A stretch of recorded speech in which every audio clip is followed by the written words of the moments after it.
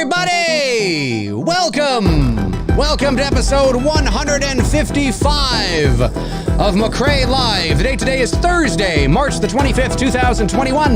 The exact time is 12:07 p.m. Eastern Standard Time. I'm coming to you live from the VoiceMann Studios in Toronto, Canada. And on the show today, I just want to talk a bit about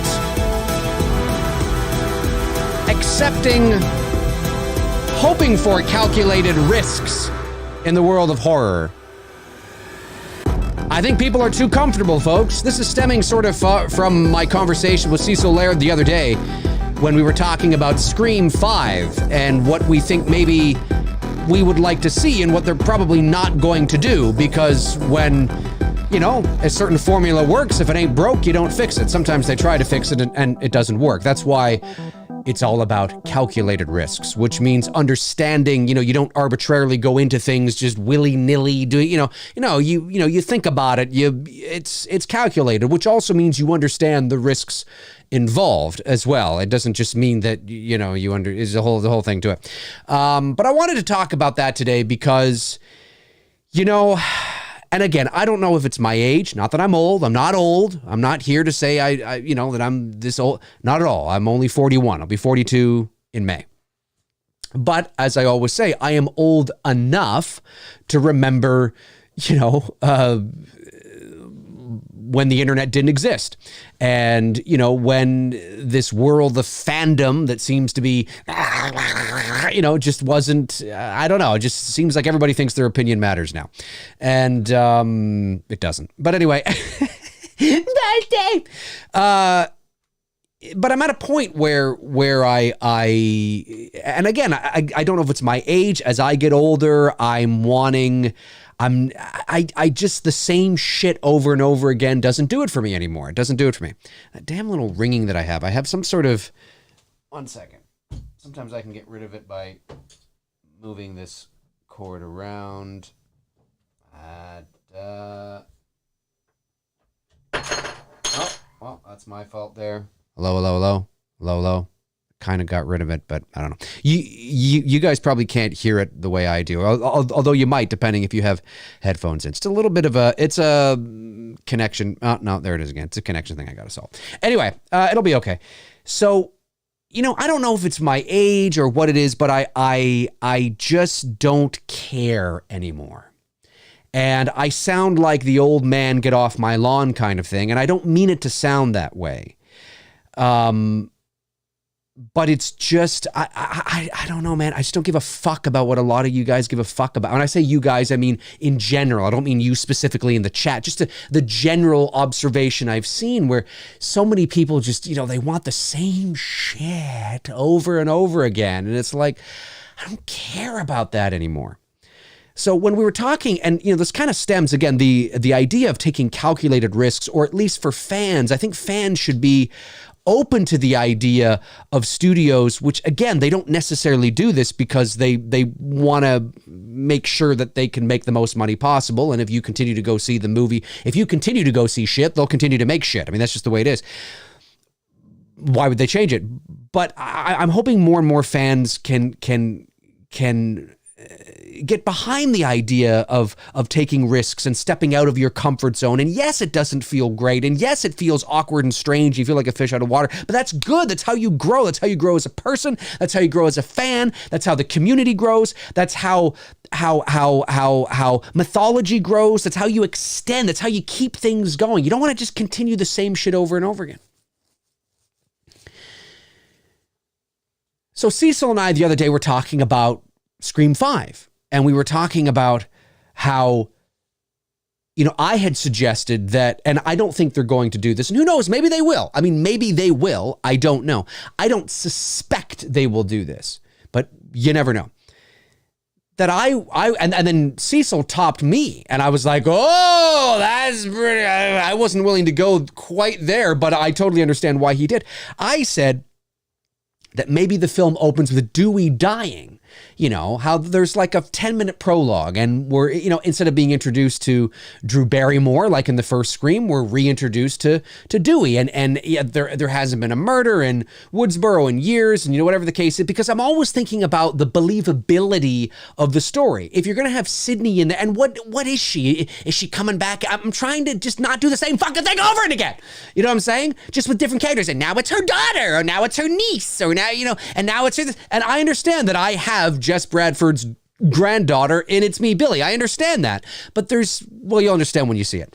So, but there's, and not that there's anything wrong with doing that, daughter, granddaughter. That in and of itself isn't the issue. I'm talking about the formulaic sort of structure and not introducing anything new. You're just literally doing the same thing over again, not necessarily propelling the narrative forward with interesting ideas that aren't always answered for you, because if you want to extend the series into another movie, you set things up, right? That are interesting. Oh, what does this mean? What does that mean? Interesting. And then you continue on in the next film. It's a slow burn reveal kind of thing. Like that stuff's okay. I'm not talking about that. I'm just talking about literally doing the same thing over again, where you watch the movie and you're like, okay, this. Do you know what I'm saying?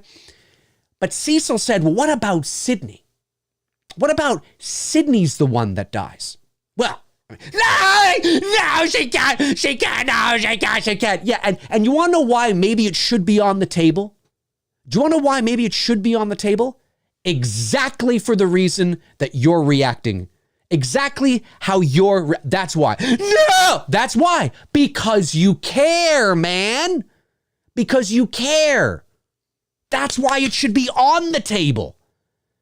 What does this mean? How can we do it? Can we do it in a way that's going to propel the narrative forward, that's going to bring justice to still upholding the integrity of this iconic slasher, heroine, this iconic slasher final girl? I don't mean she goes out by tripping over her own feet in the first act and she bumps her head and she dies in the hospital in a coma. That's not what I'm talking about. I'm talking about going out in a blaze of glory.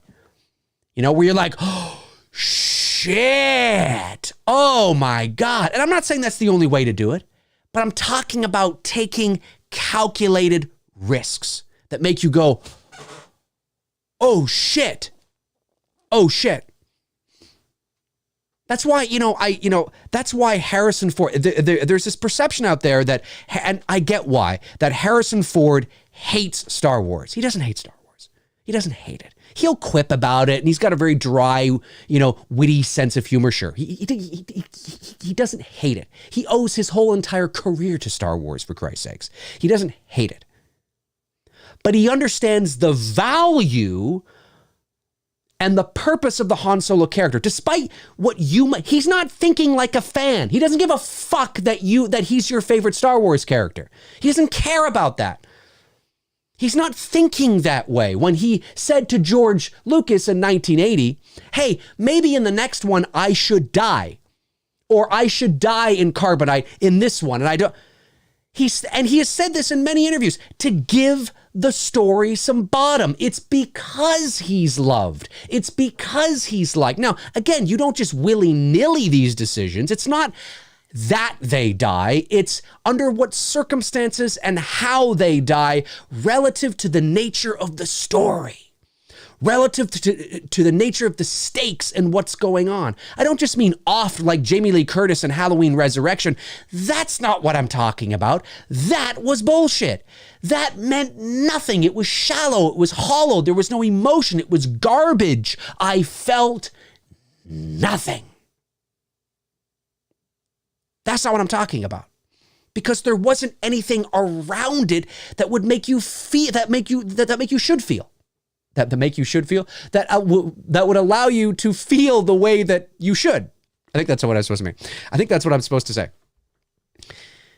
So, again, I mean, we pretty much knew that Han Solo was probably going to die. That kind of leaked, like, The Force Awakens. But what I love about his death, despite what you think of The Force Awakens, I hate Disney Star Wars. I hate Disney. Okay, go make your 900th video talking about how much you hate it. All right, just go ahead. how much can you, there's a lot of people that can beat that dead horse, let me tell you. That's fine. That's fine. You're allowed to hate it. That's fine. But when you try to look at it as objectively as you possibly can, and you look at that scene between Ren and Solo, there's a lot of symbolism there. There's a lot of layers there. Even with, when Ren says, I know what I need to do, but I don't know if I have the strength to do it. I bet you there's still some of you out there that think he meant that, I know I need to come with you and forget this whole damn bad guy business, but I just don't know if I have the strength, Dad. That's not what he meant. That's not what he meant at all. He meant, I know I need to kill you, Father. I know I need to murder you to prove to Snoke and everybody else that I'm the biggest badass motherfucker in the galaxy and that I can be like my grandfather, but I don't know if I have the strength to do it. That's what he was talking about. Murdering his father. He knew that the only way that he could possibly even begin to gain some sort of respect, even from the fans maybe, is to murder Han Solo. Oh shit. Now we knew that was probably going to happen. So it wasn't a total shock. But it's everything that surrounds it. It's not like Han Solo walked out onto the bridge and went, Ben, oh shit, and fell because he tripped or something. You know what I mean? It's everything that is surrounded. And then, of course, again, despite what you think of the trilogy, I tend to agree, that moment with Han Solo and Ren in The Rise of Skywalker was probably one of the best moments in the entire film. Again, because it means something. It meant something. It's powerful. So taking these types of calculated risks with characters in horror, I think is important. I think it's needed. Because if you don't, you're just doing the same shit over and over again. You are progressing the narrative. You're progressing your life. Shit happens, folks. It changes. Life changes. And I truly believe in my heart of hearts, that at least I would like to believe that even the diehard fans are maybe not the 7-year-olds who don't know the rest. I don't mean literally 7. I mean people who are like my age who act 7. I would like to believe that there are fans out there that truly see the value in that understand that. I didn't want Han Solo to die. Harrison Ford's my favorite actor, always has been since I was 5 years old. Han Solo is my favorite Star Wars character, probably because Harrison Ford is my favorite actor. Although I do love Darth Vader and Palpatine and Luke and everybody. Of course we all love everybody, right? But Han Solo is my favorite. But it hurt when I was in the theater, and we kind of knew it was coming when he walked out onto that bridge, and I was like, oh fuck, here we go. And it hurt. When Ren drove that lightsaber, it hurts. Yes, it's supposed to hurt. It's supposed to piss you off. It's supposed to make you angry. That's why it works. Now, there's two different ways. I'm angry that they just did that, fucking Disney. Fuck you, Disney. Okay, go back and make your 900th video. I get it. But looking at it, if we can be as objective as we can here and as mature as we can be, looking at that kind of thing objectively is like, yes. It's not that they die, it's how they die. To what degree is it connected to the stakes and everything else going on? And that's why I said to Cecil the other day, I said, with Scream, I don't think they're going to do it because Hollywood very rarely takes these types of calculated risks because, But man, when they do and it's done right and it hurts, but you're like, okay, all right. That's the best. That's great. Laurie Strode, you want to kill her? Kill her. Kill the fuck out of Laurie Strode. Kill her. Do it. It's not that you kill her, it's how you kill her. Now, if you listen to my Halloween sequel concept idea video, that I uploaded in the summer of 2019. This was before they had announced they were doing a sequel. This was before we knew anything about Halloween Kills or Ends. We didn't even know that those were the names of the movies. This is before that. I released it in July of 2019. I went through, if I were to do a sequel to Halloween 18, what would I do? Are there some parallels and similarities to my sequel concept as there are to the actual? Yeah, there are. But as some people, they stole your idea. No, they didn't steal my idea. When you understand the story and the mythology, and there's only so many ways you can go, so we're bound to have similar ideas. But at the end of that, I have Laurie and Michael die. And you want to know something? You want to know what one of, and I think it's got nearly 50,000 views. It's got tons of comments. People have reached out to me personally. Do you want to know what one thing hardly anybody ever complained about? And again, I'm not, but listen, I was worried about this, right? Do you want to know what one thing that I thought for sure people were going to bitch and complain about that never did in that sequel concept idea video? Was the end. Everybody seemed to love it. And Laurie and Michael die.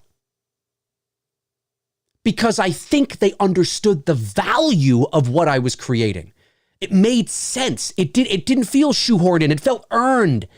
It felt complete. It felt, yes. Because of how they die, where they die, the symbolism in relation to. It felt right.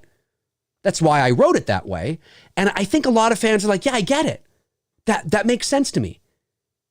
I get it. And that's what it's about. It's about taking calculated risks in that way. And I don't think enough horror films I know they don't. They don't do it. And especially when you're going back and you're bringing back you're bringing back legacy characters like Michael or Jason or Freddy or Candyman or Chucky, whatever the case is. It's so important that we just don't do the same. I can understand if the first installment, like a lot of people didn't like The Force Awakens. It found too much. Yeah, but and I can't believe these people. I don't know who these people are. Maybe they're just not old enough. Star Wars wasn't dead before the Force. Oh, yes, it was. Oh, yes, it was. Star Wars was. Now, what do I mean by dead? I don't mean that it didn't exist and that there weren't comics and video games. That's not what I'm talking about. I'm talking about. And I'm not saying there weren't people that didn't love the prequels. Of course there were. But if social media had existed in 99 to 2005, the toxicity, oh my God. Listen, I'm 41 years old. I'm old enough to remember the prequels. Okay, I know the toxicity that existed in just the little bits of internet that we had at that time. And amongst friends, the Phantom Menace was shit and crap and fuck George Lucas. He ruined my childhood and blah, blah, blah. Can you imagine if social media had existed then? If YouTube had existed then? Oh my God. Oh my God. Yes, people loathed those movies.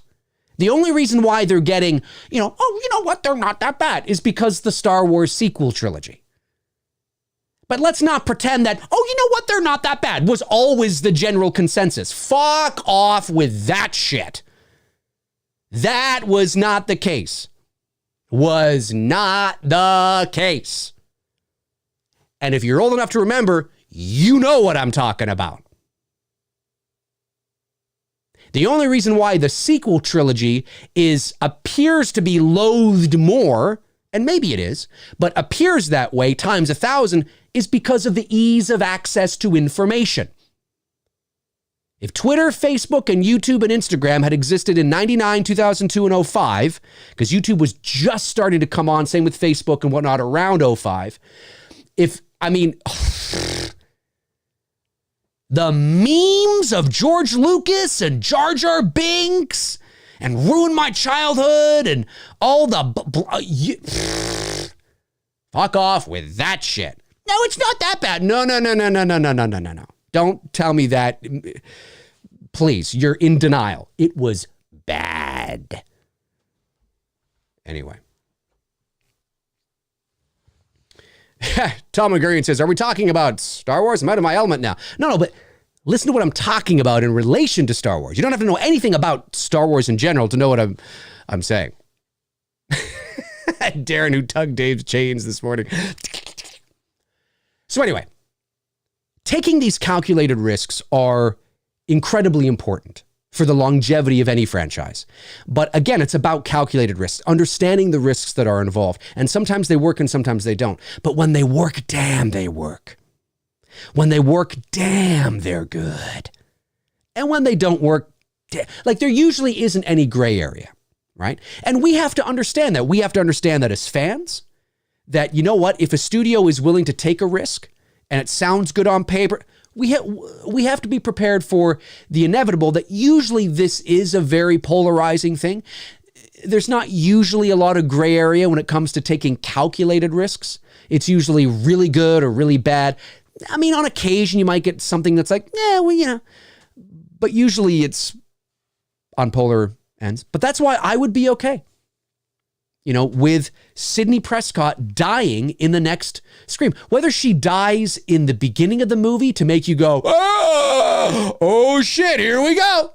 Or she dies at the end of, and I don't mean Marvel Cinematic Universe die. I mean dead, gone, zilch, zero, nada, kaputs. Dead, D-E-A-D. And then, or she dies at the end of the movie to create a cliffhanger that set up, you know, the next film. If I was in charge, which obviously I'm not, but if I was, I'd be like, sell me on it. Give me something. Sell me on it. That's what I would say. Sell me on it.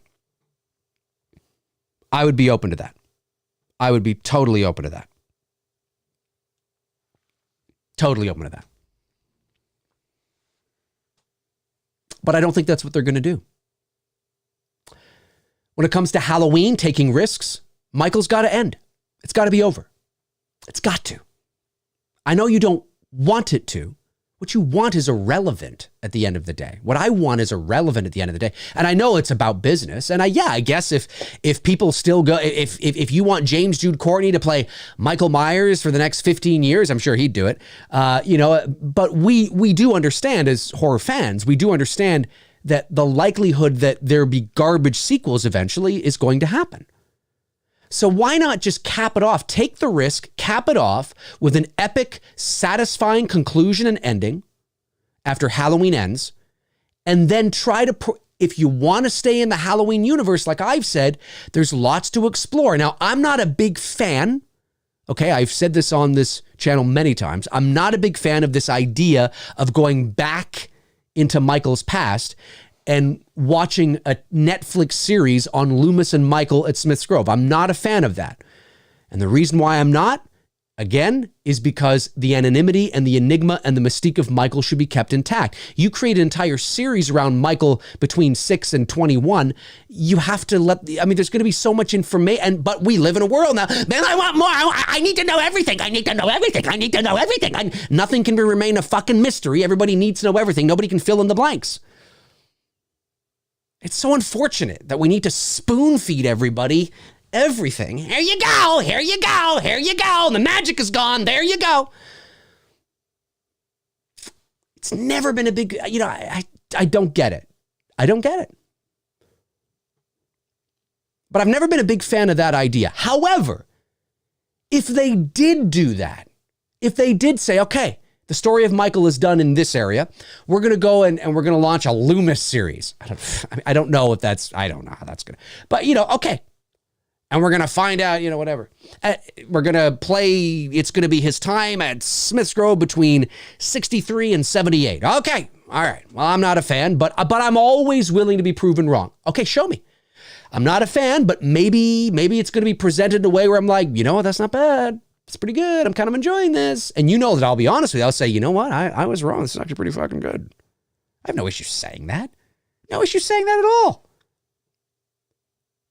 But I don't like the idea because I have trouble believing that you could get any sort of longevity out of a series like that without opening the bag up and showing how the magic's done, which I think is in not knowing how the magic done is integral to the Myers character.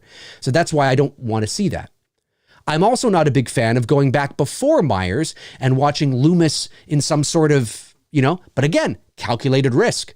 If they decided to do it, I'd be like, okay, I think there are other risks you can take. And I'll tell you what they are, which you probably already know. But staying within the Myers stuff, I think is just, it's done. It's done.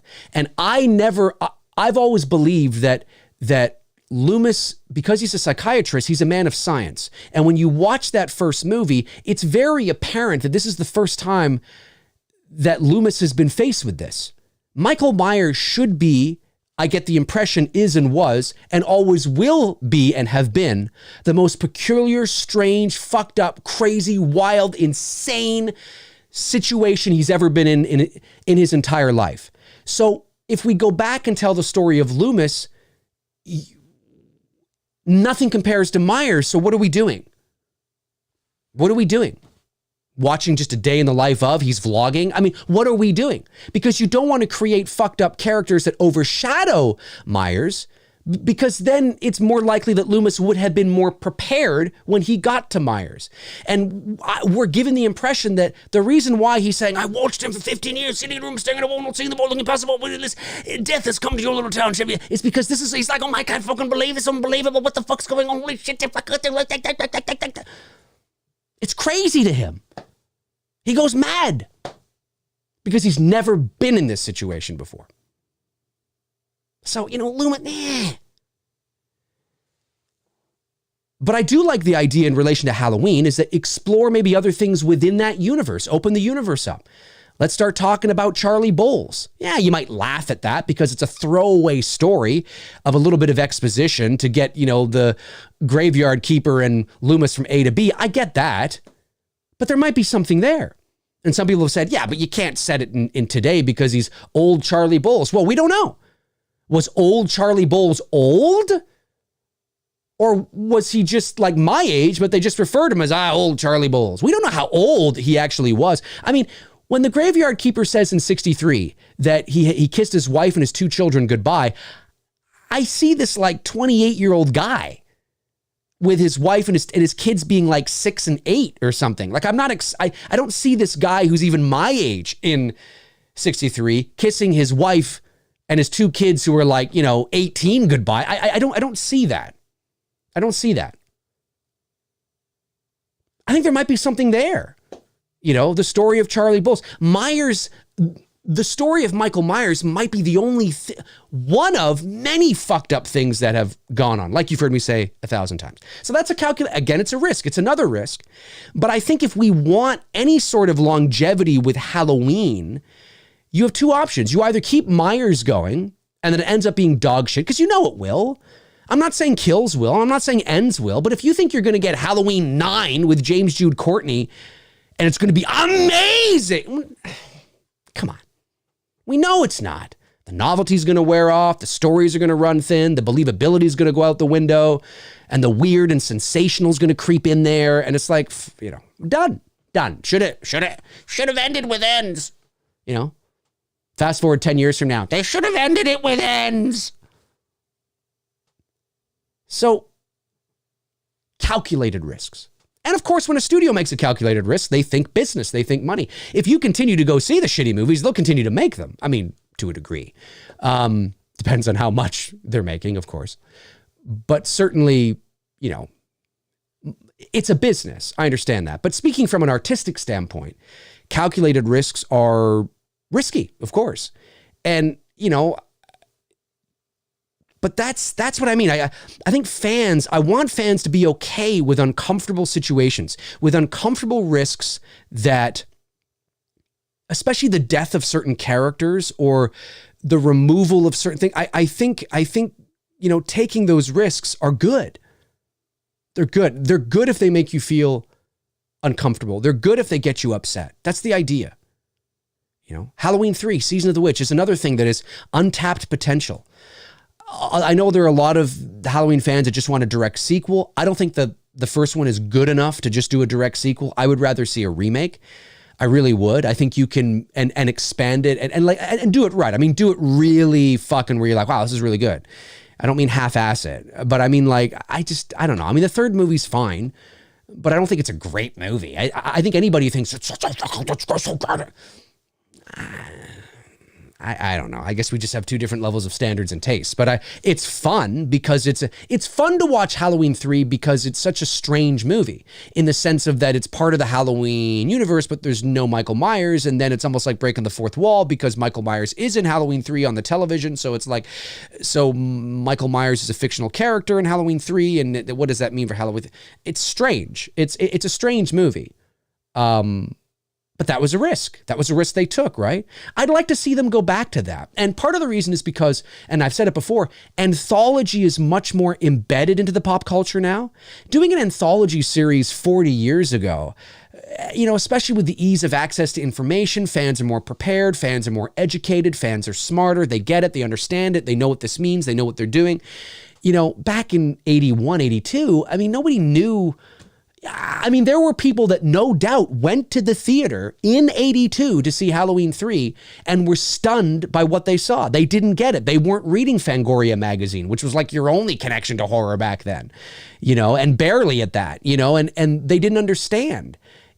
Today, the word anthology is easier to digest. I think although it's going to rub fans the wrong way, I think people can accept it more today than they ever have before. The idea of expanding the universe, but you run into the same thing that you run into. Of course, Michael Myers is the brand and this, but then it's then what do you want? Then maybe the best thing to do is just to stop.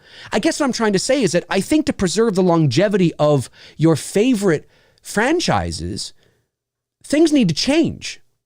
Unless you don't care about that. You don't care about quality, you just care about quantity. And you know what? Own it. If that's all you care about, fucking own it.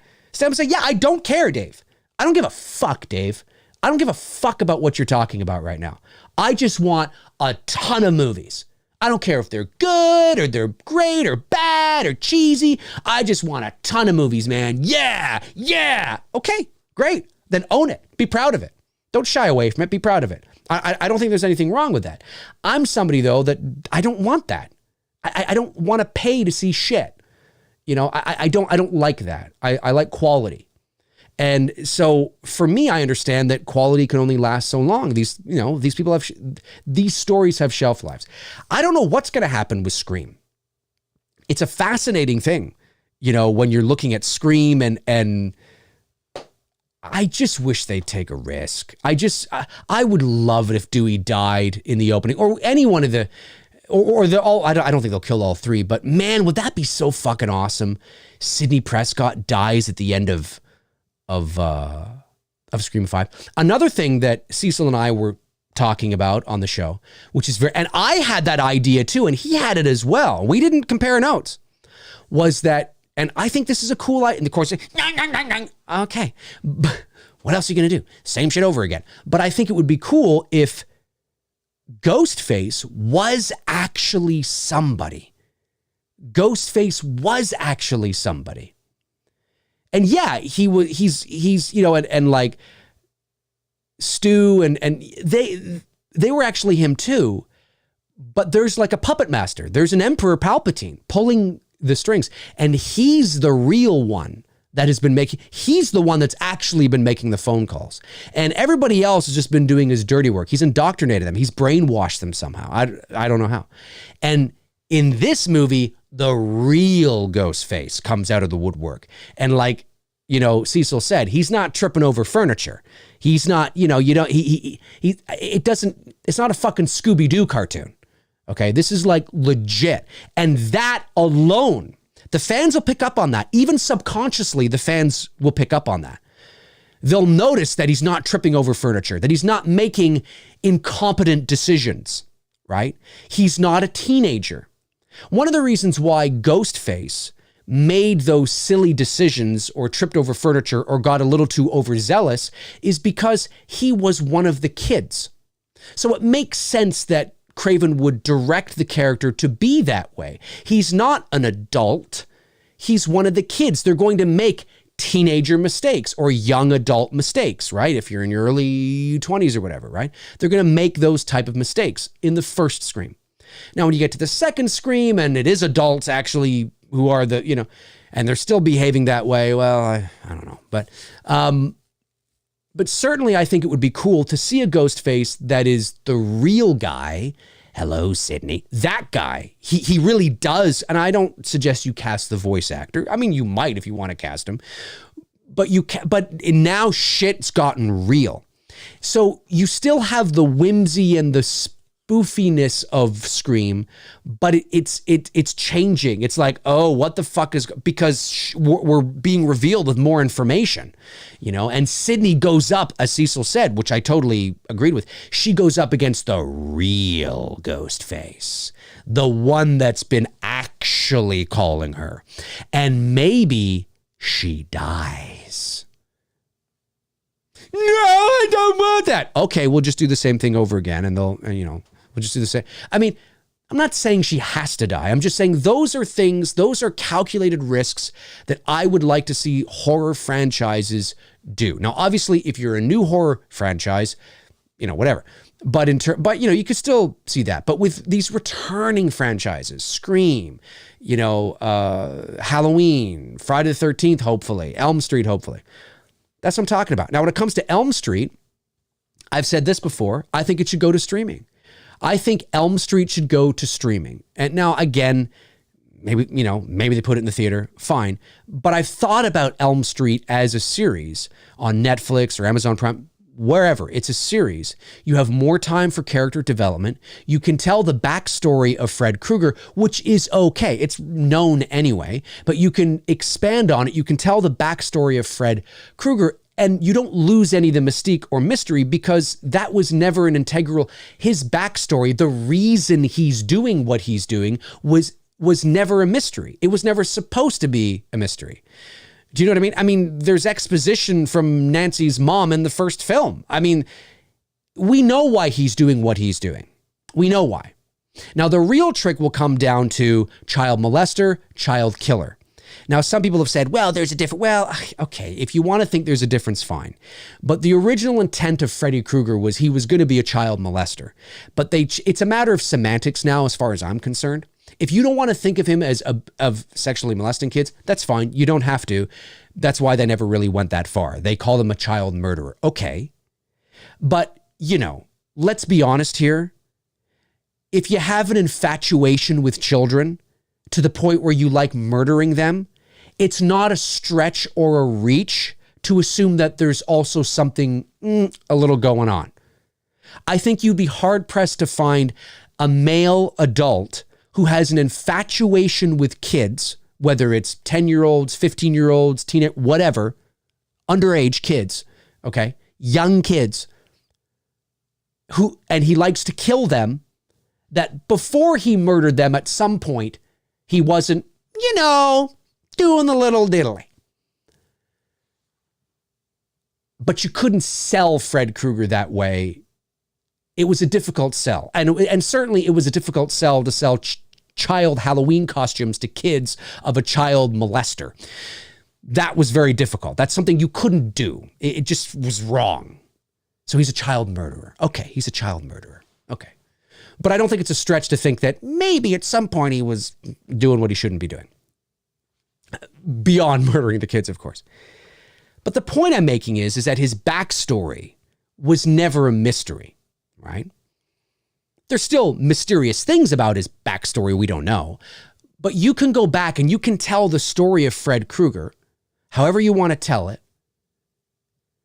And maybe by the end of season 1, that's when he's burned alive, right? So it's not like we start with Freddy Krueger. With the burned dream demon, we start with Fred Krueger.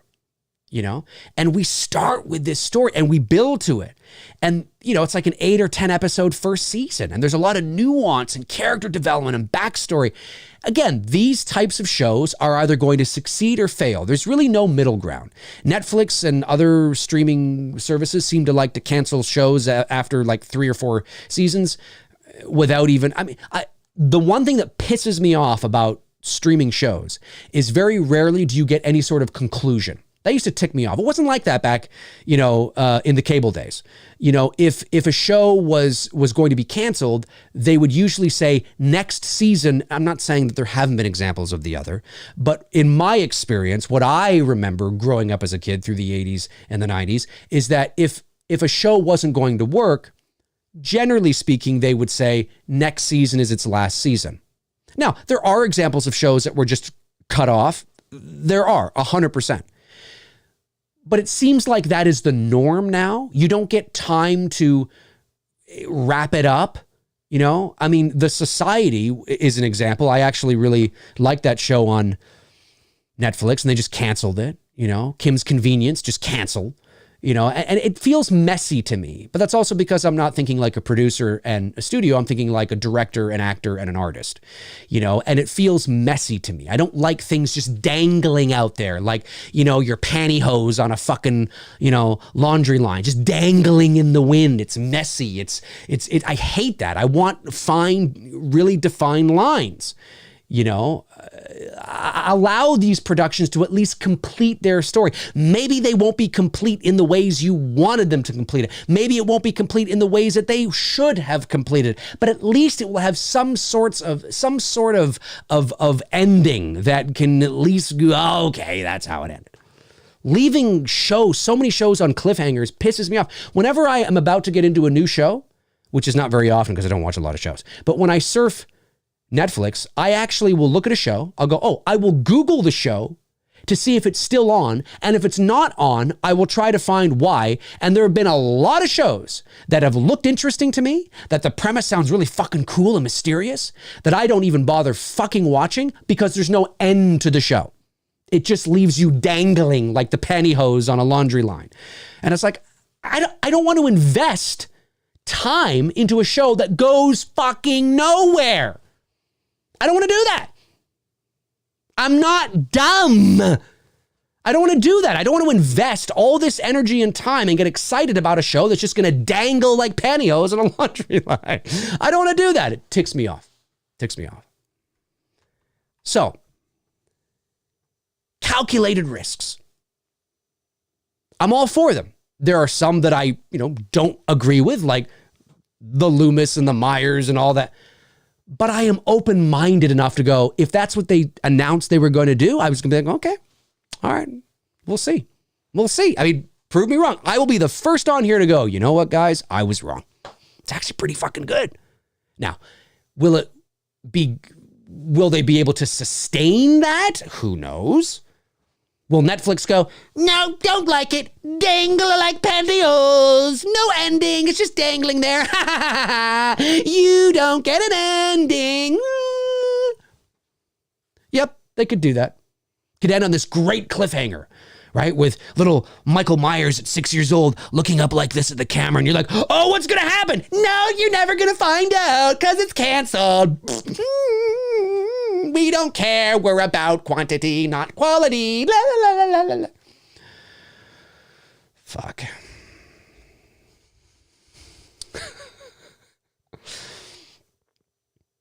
Calculated risks. I'm all for them. And I hope more fans will be too. And not just risks that align with what you want. Like, that's what I'm trying to say, right? That's the point I'm trying to make, is that although that's not what I want them to do, I'm open-minded to it. I don't think they should do it. Here's why I don't think they should do it. Here's why I don't like the idea. But hey, come across my desk, I'm like, all right, grab the popcorn. Let's watch this. Let's see how this is. We need to be more open-minded that way if we want our beloved franchises to move forward without just doing the same thing. You know what I mean?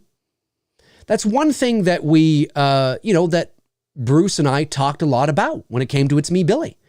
We knew that we wanted to honor the original. We knew that we wanted to bring Billy back. We knew that we wanted to, tip our hat to the original, but we still want to push things forward. I can't tell you anything until the movie comes out, obviously, to have a spoiler discussion about it. But I think by the end of the movie, you'll be like, oh, okay, like, this, it's not going to, it shouldn't at the very least. I mean, it's going to feel familiar. It's going to feel like, okay, this is, but it shouldn't at the very least make you feel that, it's just that's, it shouldn't. But who knows? Everybody has different tastes, right? Friday the 13th, same thing. I've said that on this channel before. Let's reboot Friday the 13th. Again? What are you going to do that the 2009 movie didn't already do? I mean, yes, you could have a different story. It doesn't necessarily have to be about some guy's sister that goes missing. Yeah, you can do a different story. But if you're just going to redo essentially that, it was done 12 years ago. The production value and quality of that movie still holds up today. I just don't understand. Do a sequel to it, maybe? That's why I've always thought maybe you go back. Maybe you go back and you tell the story of Pamela Voorhees. No, Jason's there. I get that. But if you told a really great Friday the 13th movie with Pamela Voorhees, and we saw the story of Pamela, it was intense and imagine this now. It's intense. It's creepy. It's scary. It's dark. It's fucked up. And at the end of that movie, you know that Jason's coming back. Winning solves everything, folks. The Buffalo Sabres, my favorite hockey team. I'm wearing a Leafs hat right now because the Sabres are fucking dying in a cesspool of garbage right now. The Buffalo Sabres have lost 15 games in a row as of this video. 15 games in a row. It is the longest losing streak in recent NHL memory. It's disgusting. And it's too bad because on paper, they're actually a pretty good team. They got some actually really good players. But for whatever reason, they are sucking dog shit. And of course, you read about it. The fans, right? If they suddenly went on a 5-game winning streak, only 5 games, they're not going to make the playoffs. It'll be like the 10th or 11th year in a row where they haven't made the playoffs. Even if they were to win 10 more games, their next 10 games in a row, they're so far behind now, they're not going to make the playoffs.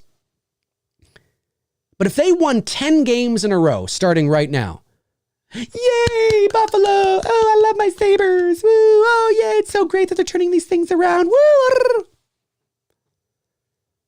Sports fans are... It's hilarious. Same thing with the movie. I don't want Jason's mom. It's not going to work. Here's why it's not going to work. The fans are not going to like it. Jason's the brand. The hockey mask is the brand. I all agree. I agree with everything you've just said. But you know what? If they dished out a really good movie, you'd go, that's actually really good. Holy fuck. Did you see Friday the 13th? Right? It's the same thing with Dr. Loomis and the whole backstory thing where I'm like, okay, I'm open-minded to it. We need to be more open-minded. We don't have to accept what they give us. I mean, just because they lay it out in front of you doesn't mean you have to like it. But if you do like it, let yourself like it. If you do enjoy it, let yourself enjoy it. Even if it goes against what you're comfortable with. If Sidney Prescott were to die at the beginning of Scream 5 or at the end of Scream 5, but the movie was fucking great, and her death was like, wow, yeah, whoa. And you're like, I like it. I don't like it. Then like it. Allow yourself to like it. That's how progress is made. That's how we move these things forward. We can't just be fighting against all the fucking the same. I mean, I don't want to see. I don't want to see the same thing over and over again. I don't. And I'm not saying that's what Scream 5 is going to be, or that's what wherever they'll take Halloween. Whatever they do with Halloween, whatever they do with Michael Myers and Halloween,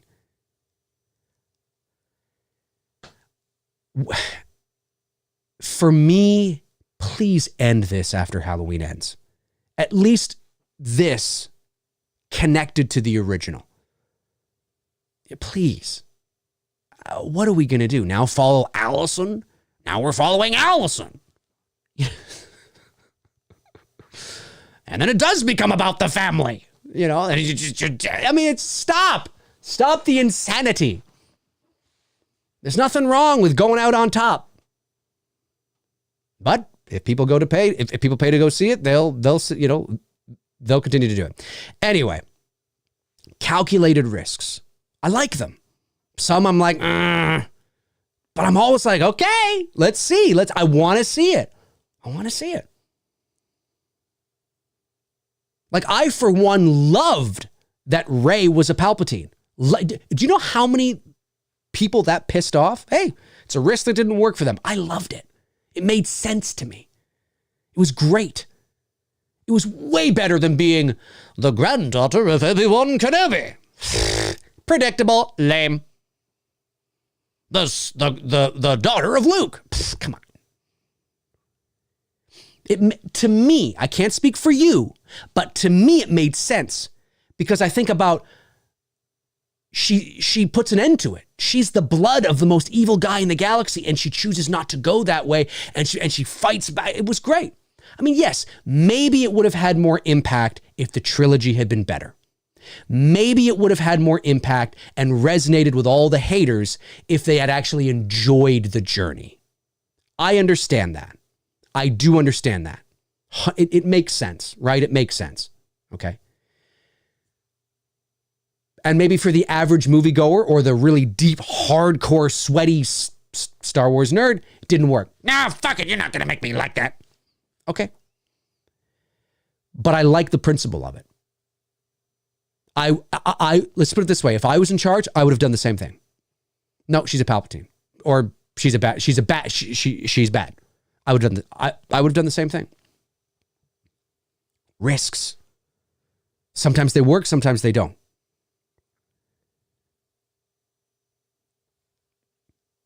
I just hope that we as fans can be open-minded to them and try our best not to judge a book by its cover, to give things opportunities, because I think we've all experienced something in our lives when, as it relates to movies or shows where we're like, nah, and then we watch it and we're like, nah,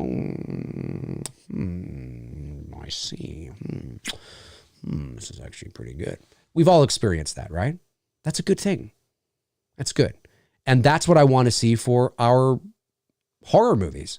The ones that are, I'm talking today about the ones that are coming back. I mean, like your Candyman, your Friday, your Elm Street, your Halloween, your Chucky. Like, I don't know what, is it Don Mancini? I think that's who it is. What he's going to do with the Chucky TV series. But if it's essentially just going to be the movies and the latter movies in a series form, I don't know. I don't know. I'm not a fan. I like the first Child's Play and I like the second one. And for me, that's where it stops. So, I don't know, but I'm open-minded. Don, prove me wrong. Let me see this. What are you doing? Let me see this. And I'll know very, very quickly if he's taking the series this direction or that direction.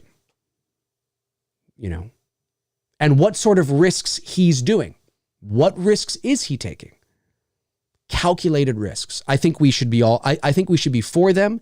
And I think we should be open to them and try not to get our knickers in a twist if something comes down the pipe that maybe you at first glance don't like or don't think should happen because it makes you feel uncomfortable. It's out of your comfort zone. It forces you to think. It challenges you to grow as a fan. But I don't want them to die. I don't either. But sometimes significant characters dying makes sense. That's why I love that Randy died in Scream 2. I mean, okay, Randy's not Nev, but I'm just saying that was a shocker. That's good. No. Yes. I want them all to live and I want to be comfortable and happy and I don't want anything bad to happen ever to me in my life. Again, I'm not talking about anybody specific. I just, when I do scroll social media and I see people chatting in the forums and the groups and Twitter or, wherever, it amazes, it amazes me how wrapped in a cocoon we really are in our comfort zones, where I'm like, why do you want that again? I'm like, really? You want that again? I mean, I can intellectualize it. I understand sociologically why, but I'm just like, really? Like, let's, and again, when I say calculated risks, I don't mean risks that don't make sense. I don't mean risks that, like what Rian Johnson did in The Last Jedi. That's not what yes, that was a risk. He took a risk, but that didn't make sense. It's still got to make sense, right? from a story structure, from a character development structure and narrative. It's got to make sense. Okay. So let me say that for everybody's going to say, well, Rian Johnson did The Last Jedi. I get it. But if you know my thoughts on that, you know I can dismantle that pretty quick. There's degrees, right? There's you know, I'm not talking about changing the DNA. I'm talking about taking risks that progress things further, that make sense to the characters, you know, that makes sense to, that honors the character and the characters moving forward. You know, it doesn't feel shoehorned in or preachy or condescending or pretentious or any sort of, you know, political narrative or, you know, and if there is one, it's subtext, it's built into the narrative. So it feels organic, it feels right because it's connected to the overall story and the DNA of that. And it's not easy. I mean, walking those lines is certainly not easy, but we're talking about horror, and I see a lot of fans wanting just the kind of the same things over and over again. And I just hope that we can be open-minded. You know, there's things I don't want to, like, you know, there's things I've said here on this channel that I don't want, but certainly I'm open-minded to even the things that I may not want on paper, that are on paper, I'm open to hearing them. You know, because I want these things, if they're going to flourish, if they're going to grow, you can't become stagnant. They're not going to grow in the same ways they did 40 years ago. You know, fans are different. I mean, yes, maybe us 40-year-old guys can just sit there going, this is great, you know, but it's not about us. You know, there are 20-somethings coming up that love the old movies too, but there's a lot of the general movie-going audience coming up that would laugh hysterically at the original Halloween. There are 25-year-olds right now that would watch the original Halloween and laugh hysterically at it. This is lame. There are. And most people of that age would be like that. Be like, this is not scary. This is lame. Most people, right? And then you get some that are like, and you can get some kids that are like 10 that love it, right? And that's usually because they have fathers like me that introduce them to it, and they live vicariously through me. So they see it through a different lens, right? You have to see these older movies through a different lens to appreciate them. Usually if there's a 10-year-old out there in today that loves all the old horror films, it's because their dad is a guy my age who's a big slasher fan who introduced them to it. So they're seeing it through the filter of their father. They're seeing it through that lens, and that makes sense, right? But the average teenager growing up who's not doing that is laughing hysterically at these movies. Just as I would growing up at 16-year-old watching The Wolfman and Dracula. You know what I mean? Like, I mean, it's like, okay. Because today they get, you know, Saw and The Conjuring and, you know, all these other more modern looking production value intense films. You know, they watch Halloween, it's like, because they never, it's the lens they're looking at it through. But if we can be open-minded and, you know, really sort of welcome change and calculated change, which means understanding the risks, but doing it in a way that makes sense to the narrative and the characters and the stories. I'm open-minded to it, and I hope you guys will be too. Comment below and let me know if you're watching after the fact, your ideas for some of these big movies and how you would like to see them progress in a way that helps that helps keep them relevant, but doesn't necessarily change the DNA of these beloved properties. Comment below and let me know your thoughts. What would you do with Scream, with Elm Street, with Halloween, with Friday the 13th, with Candyman, with Child's Play, with Hellraiser, whatever it is that, because something we have to keep in mind as well is you can get one of these movies. Now, Halloween, of course, is, well, it's yet to be seen whether we're going to love, you know, where they go. But like with Elm Street, you can bring Robert back and Nancy back and have a one-off movie, but usually they're not bringing these characters back as a one-off thing. It's not a swan song. They're hoping it catches on and it starts a new series. So that's something to keep in mind too. What do you do to do that? You know, that's still holding up the integrity of the DNA of the respected franchises. What do you do that isn't the same thing over and over again, just in a slightly different way? It's a tricky line to walk. Comment below and let me know your thoughts. I'd love to know. Let's go to the chat room for a little bit and see what you guys are saying about this. I know this is, I find it interesting. Personally, I find it interesting. I think 2 super chats came in and they disappeared again. I don't know why they're disappearing. So I don't think I have enough leeway back here in the chat room to see. Oh, I do. Great. Okay, Recan Man 85 sends in a $4.99 super chat. Thank you very much, Dave. Star Wars fandom was so toxic in 99 already that the actor who played Jar Jar Binks almost killed himself. Dude, you are not wrong. 100%. Thank you for mentioning that. That's what I'm talking about. You are the toxicity that existed in Star Wars fandom between 99 and 05. Recan Man is, I think I'm saying that right? Recan Man? I think I'm saying that right. Maybe I'm not. You are bang on, man. You are bang on. Yes, that's right. I forget the actor's name now, but you're right. He seriously contemplated committing suicide because of the vitriol and the hatred and the racism that he experienced. Because nobody liked his character. I don't understand fans, man. I really don't. Like, I see a lot of this back and forth. I don't get it. Who are these fans? Like, listen, again, I'm not old. I'm 41. I'll be 42 in May. But I'm old enough to remember a time when there was no social media or there was no internet. And who are these children that are doing this? Like, it's got to be a level of maturity, or I don't know what this is. Like, I didn't like the Rose character either. I thought her character was dog shit. I thought The Last Jedi was dog shit. But I didn't take to social media to call for the death of Johnson or call for the death of Kelly Marie Tran. I don't understand this. I don't understand the mentality. These fans have to be 7 bricks shy a load. I just don't understand the level of the lack. I don't get this. Why are what? It wouldn't even dawn on me to do something like that. Because it's immature, it's childish, it's lame, it's unwarranted, it's uncalled for, it's a movie. Who are these people? Who are these fans that are doing this?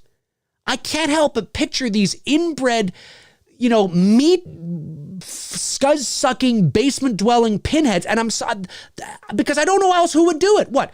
Guys and gals who have well-respected 9-to-5 jobs and families and children? Well, if that's the case, you should be ashamed of yourself. Who are these fans that are doing this? And I see it on Twitter and I'm like, who are these people? What? I don't understand it. It wouldn't even cross my mind to do that. I just didn't like the movie. I leave it at the theater. Okay, I didn't like the movie. I didn't like that character. Okay, I bitch about it with my friends and with you guys. Oh, I didn't like that movie. Oh, fuck, I hate that.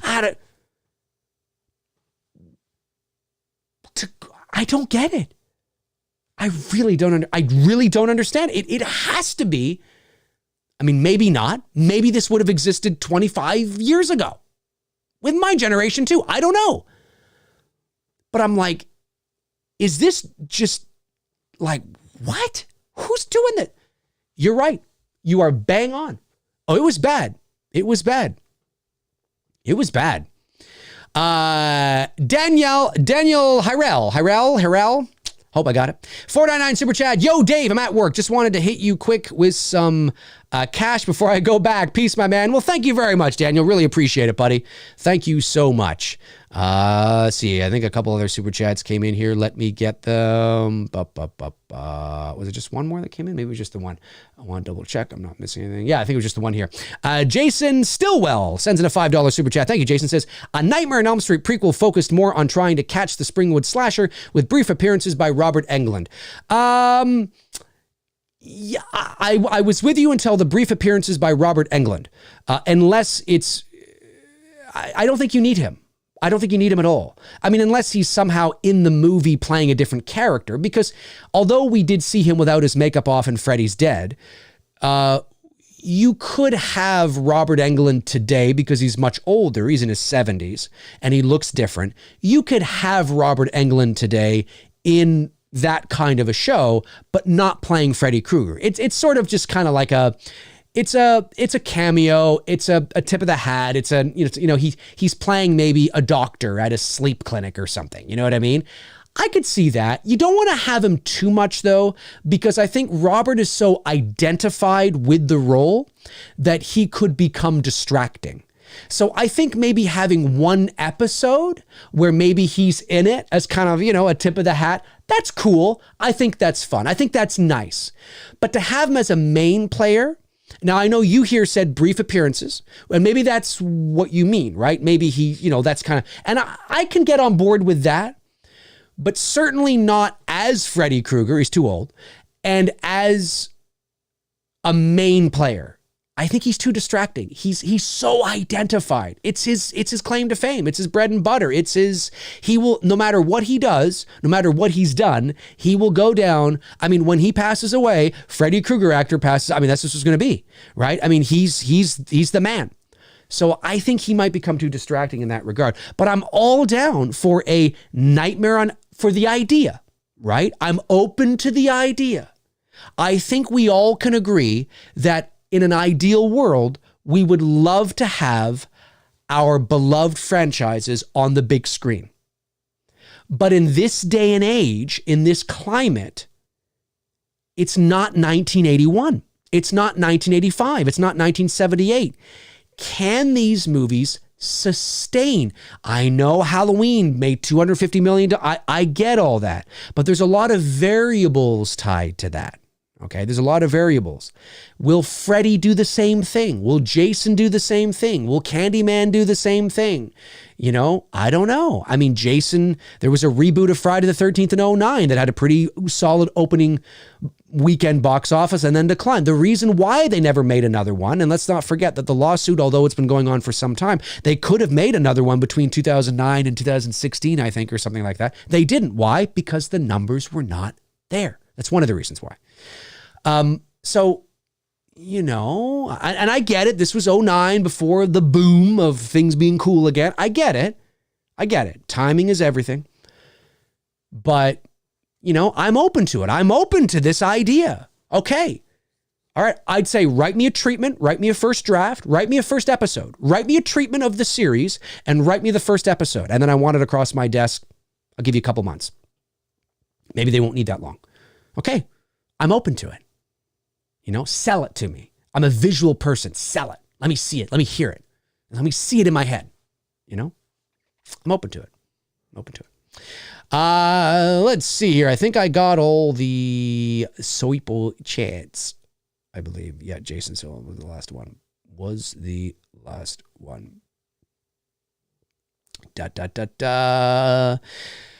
Oh, Drunk Loomis. They could do so much with the Scream franchise, so let's hope they were more creative with this new one. Unfortunately, the name isn't very creative. It's dumb. Well, the original name for Scream was actually Scary Movie, believe it or not. But they changed it because, and the reason why it was called, I think we also have to understand that although I agree that there is a little more to do with Scream, and you could, dare I say, mature it a bit, so it's not quite as self-aware or spoofy, you could do that. But I also think it's important that that is the DNA of Scream. I mean, it's not a coincidence that the title Scary Movie was the original title for Scream. I mean, that's so self-aware, it's crazy. It was always supposed to be again, I say spoofy-ish, because it's not a spoof. It's not like Airplane or something like that, or, The Naked Gun. It doesn't go quite that far, but I always say it's spoofy-ish. I mean, you have Wes Craven in the movie dressed in a Freddy Krueger sweater and a hat with a name tag that says Fred as the janitor. I mean, hello? It's spoofy-ish. Okay. But it's always been self-aware and poking fun at the genre. And it has this cool little, that's part of its DNA. So you don't want to get rid of that completely. You don't want to mature it completely. But I do think there is room to grow, as kind of like what Cecil and I were talking about the other day. There's some wiggle room. You don't want to go too far, but there's some wiggle room to mature it just a little bit, to make it more interesting while still preserving the DNA.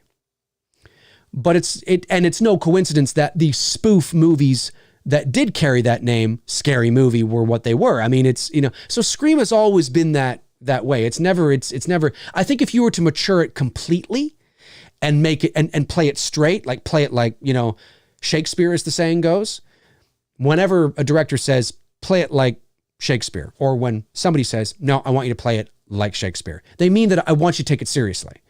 So even though we're in this crazy situation and there's these crazy things happening all around you and there's this crazy scenario and there's like these things popping up and these dancing naked ladies and this and that, even though it's crazy, I want you to play it like Shakespeare, play it straight, like this is fucking actually happening.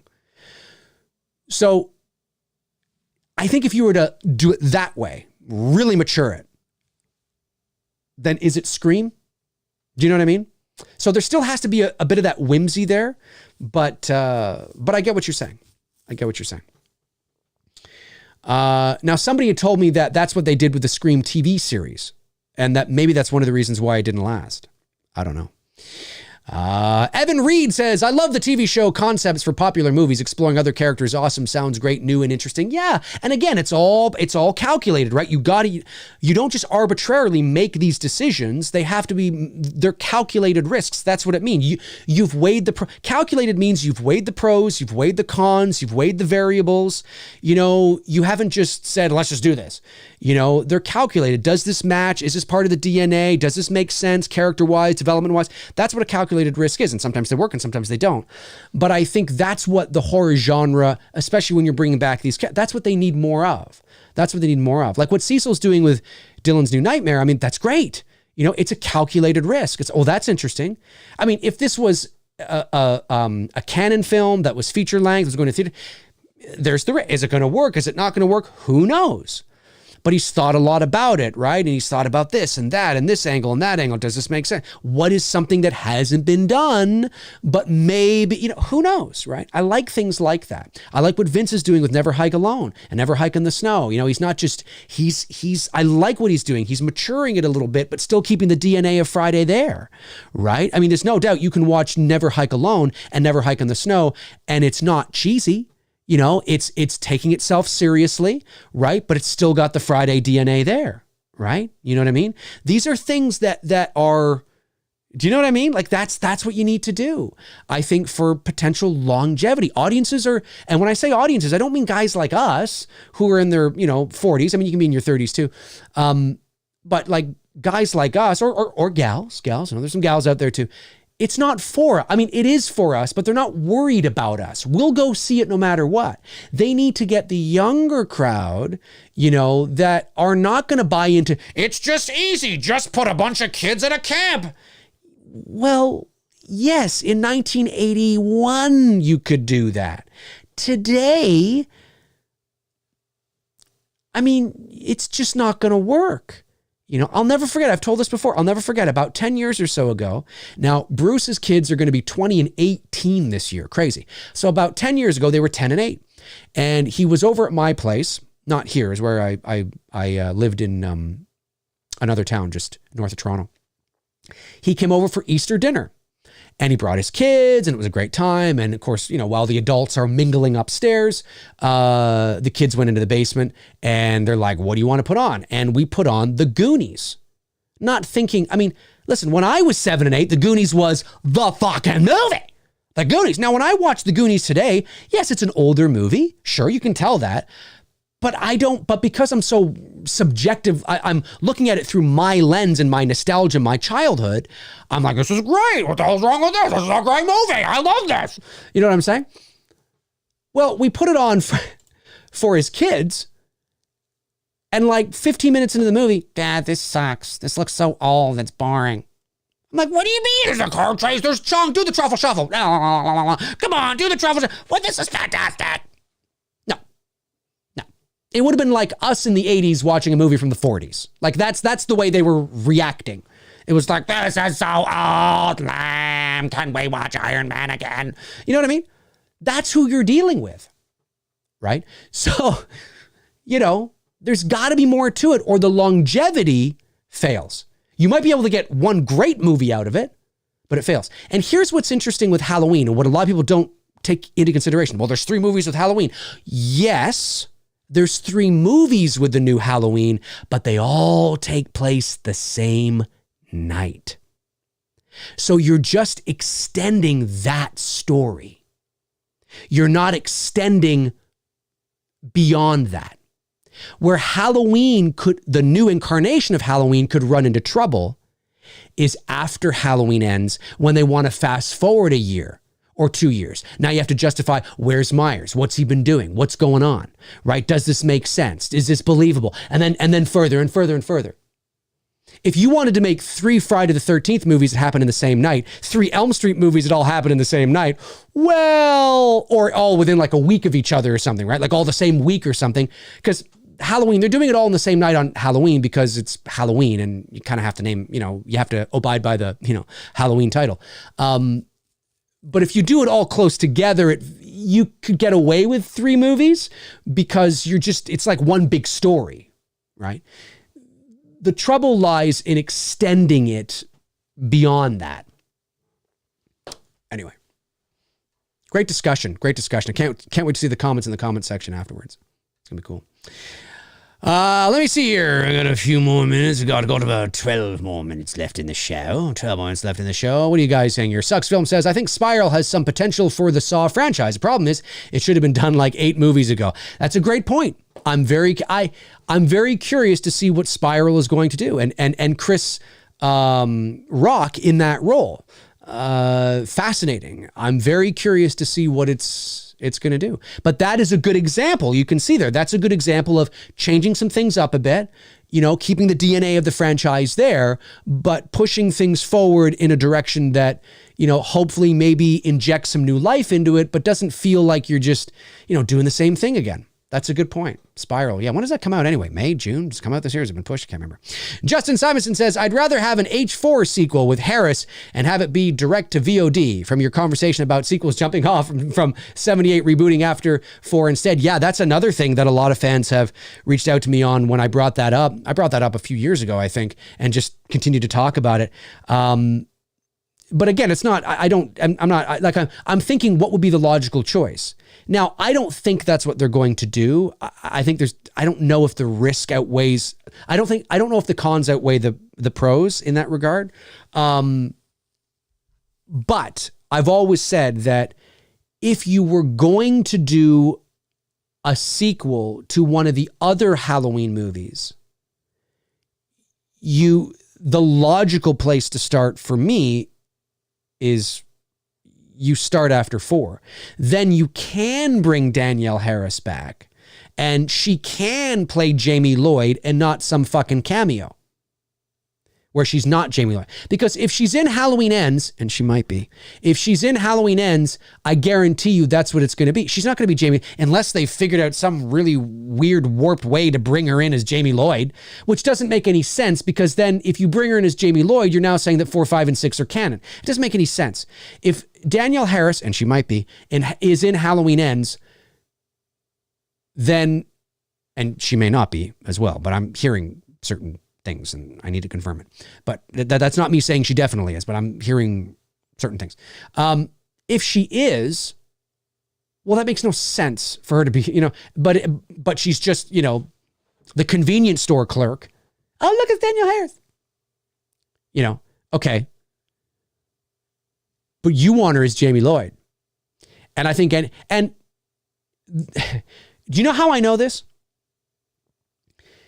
There's a lot of fans that have reached out to me and said, no, I don't care. I don't care about that. I just want her in it. I think it's nice. I just want her in it. It'd be awesome. I don't care if she's Jamie Lloyd. Yes, you do. Yes, you do. Because all I have to say is, so what would you rather want? What would you rather want? A sequel to Halloween 4 and bring back Danielle Harris. Halloween 5 and 6 don't exist. It's a sequel with Rachel Carruthers and Jamie Lloyd. And it's a direct sequel to 4. It's like, what the fuck? Wow. What's going to happen? Wow. Or a cameo with her in Halloween Ends. Come on, you know what you'd say. You know what you'd say. And if you don't say that, well, then you've just lost your marbles. But anyway, so you're right. There's a lot of ways you could go, but unfortunately, I don't think that's a probability. Let me see here. Rick Baker says, hi, Dave. H4O is deconstructing the myth of Michael Myers. Revisiting the events of 1978 is tampering with the themes and lore of that character. He's being unmasked literally and figuratively. I could not agree more. Rick, of course, is very much like me and sees sees that even Halloween 2 from 1981 does that. Right? I do not disagree with anything that you've said. It's very important to remember that I can talk about these films in a very compartmentalized fashion. So I can talk about it as a series and in relation to, and I can talk about it as the original intent, of course, which was just the one-off. And it's hard for some people to do that. Usually it's hard for people to talk about it as a one-off, because it's so ingrained into their psyche that it's a series that it's very difficult for them to look at Halloween 1 and look at the creative decisions that were made with the character and with, everything, and get it into the headspace that this is not connected to anything. It's very difficult for them to do that. And understandably why. I mean, because Laurie and the sister and the brother and Halloween 2 and 4 and 5, it's so embedded into their, it's so ingrained into their psyche. It's so embedded into pop culture. I understand that. But Rick is not wrong. He's not wrong. Any movie, every single movie after the original Halloween has deconstructed the myth of Michael Myers. 100%. Every single movie.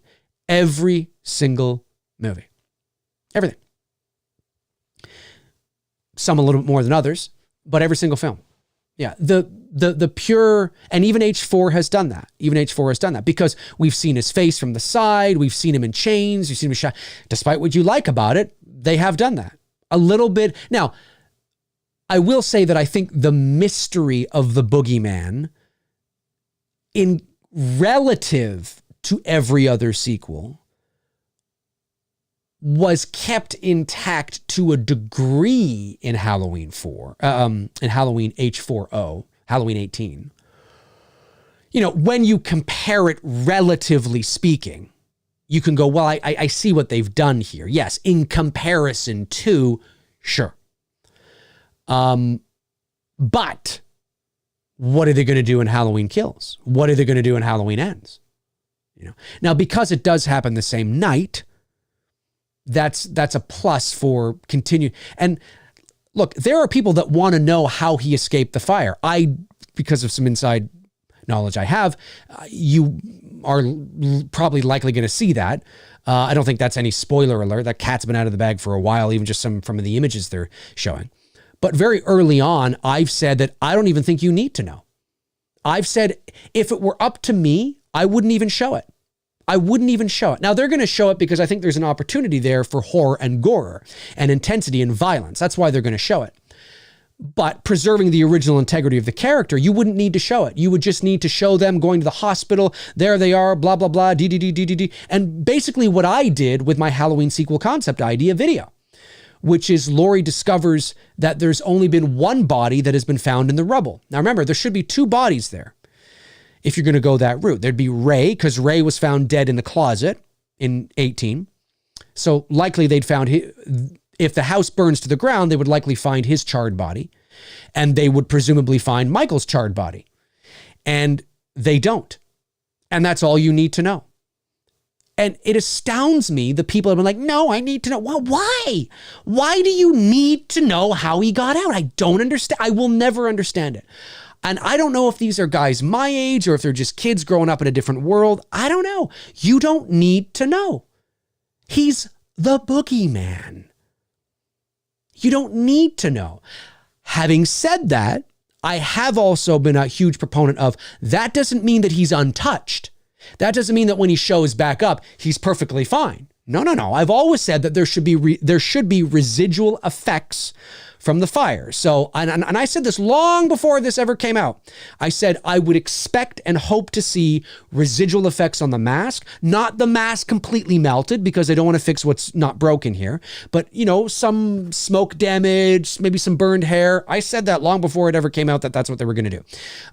Because I get it. Like, I understand that that's what you want to do, right? And maybe we see some burn marks maybe or whatever, or maybe some black soot or something, smoke damage, not soot, but, well, I guess, yeah, a little bit, right? Not completely caked on, but there's some residual effects. I've always said that. But seeing him escape, knowing how he got out, unnecessary. Unnecessary. He's the boogeyman. Now, how did he literally get out? Well, he probably killed all the firefighters and walked out. But do we need to see it? Yes, it's cool. Okay. But I'm of the other side of the coin. I think it's more cool and more mysterious if we don't. Because then our mind goes, what the fuck? What the fuck? Then we're in the same position as the character, Laurie. What the fuck? Because Laurie wasn't there seeing that. Laurie wasn't there. Now we're like Laurie in the hospital going, what the fuck? They just found one bot. What the fuck? It's creepier. It's more mysterious. The boogeyman. That's how I feel. But I'm also nearly 42 and these movies aren't made like that anymore. And I understand that too. I understand that too. Let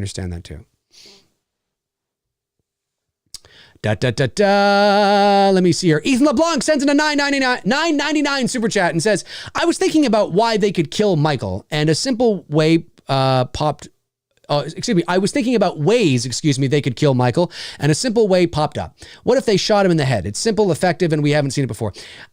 You know what? I don't think that would go over well with fans. I think I get what you're saying 100%. I would like more symbolism around it. And I go back again to my sequel concept idea video. I suggest people go, just type in Dave McCrae, Halloween sequel concept, whatever, it'll pop up, and listen to it. You're not going to agree with everything, but listen to the principle of what I'm talking about. It's the principle of what I'm talking about. And hopefully you'll get to the end and go, wow, I get it. And hopefully, and understand it. And because it can't end willy-nilly. It can't just end that way. It's got to end with a certain level of symbolism around it. There's got to be symbolism. It's got to be deeper. It's got to end on more of a philosophical note.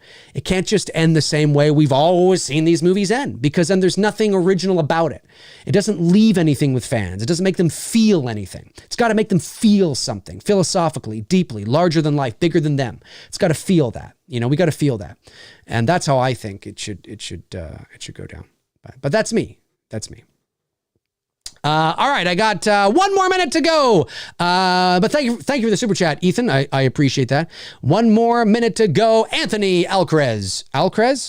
Oh, Anthony Alcrez retracted the message. I don't know what he said, but he said something. A lot of messages are being retracted here. I'm not sure why. Let me see here. Oh, Gary Rangel says, missed my super chat. Thank you so much, Gary. Thank you. There it is, Gary. Thank you, buddy. Appreciate that. Says, Dave, are we on the same page that we liked the character of Dr. Sartain, but didn't like what he did on his twist, which was unnecessary? Love H18, though. Well, I don't love H18, so we're not on the same page there. But I will say that, yes, I actually do. That's why in my review, the only review I've ever done on my channel, like official review of H18, I said I have a love or hate relationship with that character. I actually don't hate the character of Dr. Sartain. I hate what they did with him. I hate what they wrote for him to do. I didn't like that. I thought he was underdeveloped, underserved, and the twist made no sense. The twist to me felt like just a means to get Michael to Laurie. And then as soon as the twist was revealed, it was executed shortly after. It didn't. I just think there was another. You could have just had Allison run through the forest trying to get to Grandma's house and Michael chasing her to the forest. What a great way that would have been. You know what I mean? And then you can utilize, you know, the moonlight coming in through the trees and the darkness and the, you know, and he's popping out of behind trees. You could really had an epic chase scene through the forest or something. I mean, that would have been amazing. This whole Dr. Sartain twist doesn't go anywhere. It feels shoehorned in. It feels out of left field.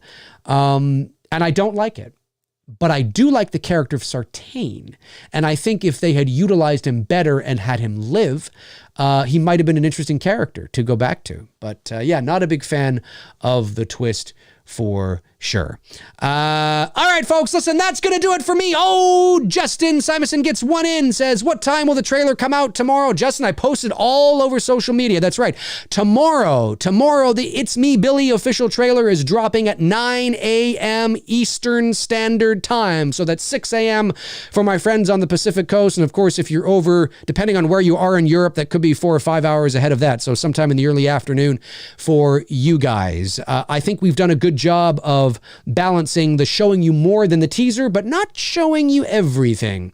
That was on purpose that way. We don't want to show you everything. We just want to whet your appetite a bit more, show you a bit more, get you excited, but don't spoil everything. So yes, 9 a.m. Eastern Standard Time tomorrow. Thank you to my amazing moderators, Frank Riker, Tabitha Short, Darren Sands, and Chris Baber. You guys are amazing. By the way, Tabitha, one of our great moderators here, had her new baby boy yesterday. So congratulations to Tabitha, a healthy baby boy, her second child, and congratulations to her for that. Amazing. The boy is healthy. Awesome, Tabitha. Hope you are resting well. And Tabitha will be back soon, I'm sure. But baby comes first. All right, folks. Yes, that'll do it for me. Episode 155 of MCRAE Live. If you're watching after the fact, comment below. Or if you're watching now and want to comment below, after the fact, comment below. Let me know your thoughts on these risks and what you want to see and what you think would work and what you think, you know, might kind of the direction we should. Calculated risks. Remember, it's not arbitrary risks. It's not willy-nilly risks. It's calculated risks that hopefully put them in the position for the best probability of success. But of course, that doesn't always happen, as we know. All right, now there will not be a MCRAE Live tomorrow because of the trailer. I want to give the trailer some time to breathe on the channel. I don't want to take the views away from the trailer for an hour and a half tomorrow afternoon. So I'm going to let the trailer breathe tomorrow. So there will not be a MCRAE Live tomorrow, but I will be back Monday night, 7 o'clock p.m. Eastern Standard Time for Two Dudes and Some Bullshit. Make sure you tune in to that. Tony and I are watching the 62 version, I think it was 62, of Godzilla vs. Kong. This is our lead up to Godzilla vs. Kong. So that'll be fun, 1962, and it's for free. Everybody can watch. There's a link to it for free on YouTube. All right, guys and gals and everybody else. In the meantime and in between time, cheers.